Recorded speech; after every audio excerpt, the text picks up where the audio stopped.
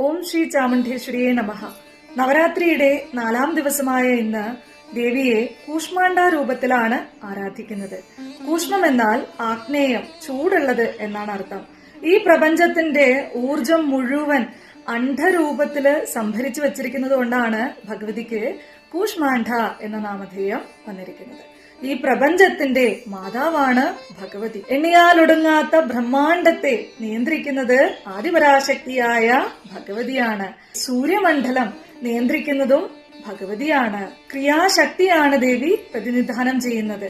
അപ്പോ നമ്മളുടെ ജീവിതത്തില് നമുക്ക് എപ്പോഴും ആക്റ്റീവായിട്ടിരിക്കണമെങ്കിൽ, ഊർജ്ജസ്വലത ഉണ്ടാവണമെങ്കിൽ, നമ്മൾ ചെയ്യുന്ന കാര്യങ്ങളിലൊക്കെ വിജയം ഉണ്ടാവണമെങ്കിൽ, ശക്തി ഉണ്ടാവണമെങ്കിൽ അതിന് ആദിപരാശക്തിയായ ആ സർവേശ്വരിയുടെ അനുഗ്രഹം ഉണ്ടാവണം. എന്തൊരു കാര്യം ചെയ്യാൻ തുടങ്ങുമ്പോഴും അല്ലെങ്കിൽ ചെയ്ത് കുറച്ച് കഴിയുമ്പോൾ ക്ഷീണിച്ചിട്ട് അതിന് പിന്നെ ചെയ്യാം എന്ന് വിചാരിച്ച് മാറ്റിവെക്കുന്ന ആളുകള്, ഏതൊരു കാര്യത്തിനും ഒരു ഉത്സാഹക്കുറവുള്ളവര്, ഒരു ക്ഷീണഭാവത്തില് ഒരു ഉത്സാഹം ഇല്ലാതെ ഒതുങ്ങിക്കൂടുന്നവര്, നിങ്ങള് ദേവിയെ ഉപാസിക്കൂ.